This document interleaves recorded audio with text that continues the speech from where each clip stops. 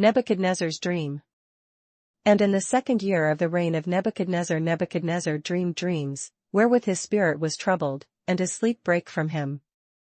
Then the king commanded to call the magicians, and the astrologers, and the sorcerers, and the Chaldeans, for to shew the king his dreams. So they came and stood before the king. And the king said unto them, I have dreamed a dream, and my spirit was troubled to know the dream. Then spake the Chaldeans to the king in Syriac, O king, live forever, tell thy servants the dream, and we will shew the interpretation. The king answered and said to the Chaldeans, The thing is gone from me, if ye will not make known unto me the dream, with the interpretation thereof, ye shall be cut in pieces, and your houses shall be made a dunghill. But if ye shew the dream, and the interpretation thereof, ye shall receive of me gifts and rewards and great honor, therefore shew me the dream, and the interpretation thereof. They answered again and said, Let the king tell his servants the dream, and we will shew the interpretation of it. The king answered and said, I know of certainty that ye would gain the time, because ye see the thing is gone from me.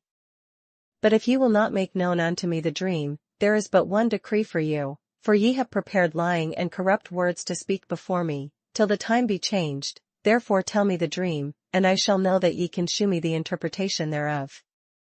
The Chaldeans answered before the king, and said, There is not a man upon the earth that can shew the king's matter, therefore there is no king, lord, nor ruler, that asked such things at any magician, or astrologer, or Chaldean. And it is a rare thing that the king requireth, and there is none other that can shew it before the king, except the gods, whose dwelling is not with flesh. For this cause the king was angry and very furious, and commanded to destroy all the wise men of Babylon. And the decree went forth that the wise men should be slain, and they sought Daniel and his fellows to be slain. Then Daniel answered with counsel and wisdom to Arioch the captain of the king's guard, which was gone forth to slay the wise men of Babylon. He answered and said to Arioch the king's captain, Why is the decree so hasty from the king? Then Arioch made the thing known to Daniel.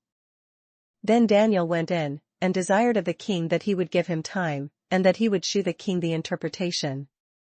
Then Daniel went to his house, and made the thing known to Hananiah, Mishael, and Azariah, his companions.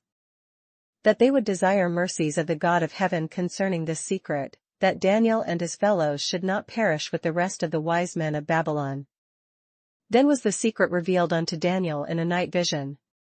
Then Daniel blessed the God of heaven. Daniel answered and said, Blessed be the name of God for ever and ever, for wisdom and might are his. And he changeth the times and the seasons, he removeth kings, and setteth up kings, he giveth wisdom unto the wise, and knowledge to them that know understanding. He revealeth the deep and secret things, he knoweth what is in the darkness, and the light dwelleth with him. I thank thee, and praise thee, O thou God of my fathers, who hast given me wisdom and might, and hast made known unto me now what we desired of thee, for thou hast now made known unto us the king's matter. Therefore Daniel went in unto Arioch, whom the king had ordained to destroy the wise men of Babylon. He went and said thus unto him, Destroy not the wise men of Babylon, bring me in before the king, and I will shew unto the king the interpretation.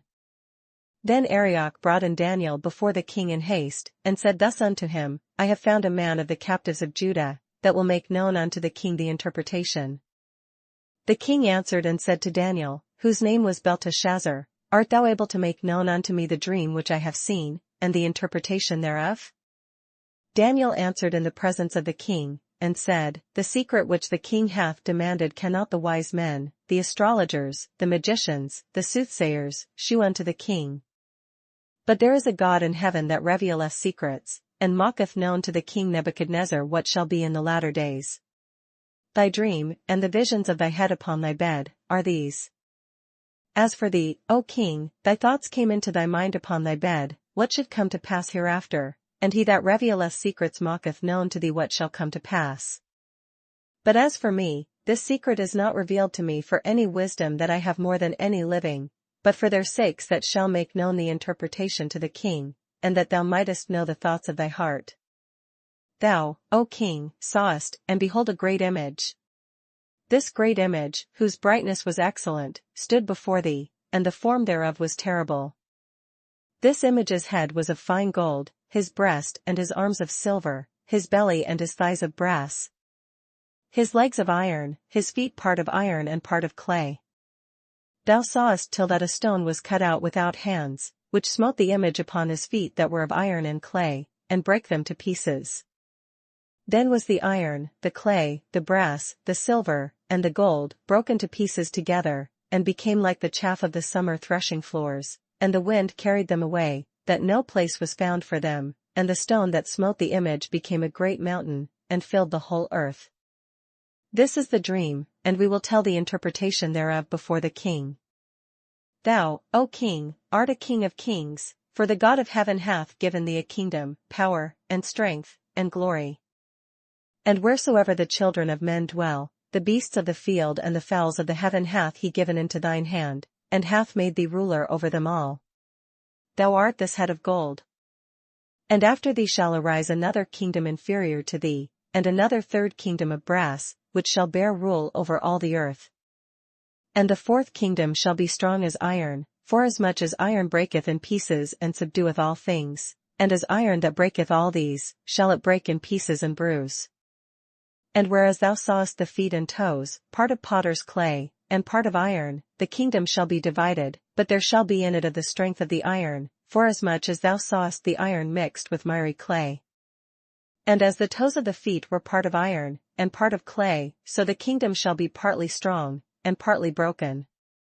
And whereas thou sawest iron mixed with miry clay, they shall mingle themselves with the seed of men, but they shall not cleave one to another, even as iron is not mixed with clay. And in the days of these kings shall the God of heaven set up a kingdom, which shall never be destroyed, and the kingdom shall not be left to other people, but it shall break in pieces and consume all these kingdoms, and it shall stand forever. Forasmuch as thou sawest that the stone was cut out of the mountain without hands, and that it brake in pieces the iron, the brass, the clay, the silver, and the gold, the great God hath made known to the king what shall come to pass hereafter, and the dream is certain, and the interpretation thereof sure. Then the king Nebuchadnezzar fell upon his face, and worshipped Daniel, and commanded that they should offer an oblation and sweet odors unto him. The king answered unto Daniel, and said, Of a truth it is, that your God is a God of gods, and a Lord of kings, and a revealer of secrets, seeing thou couldest reveal this secret.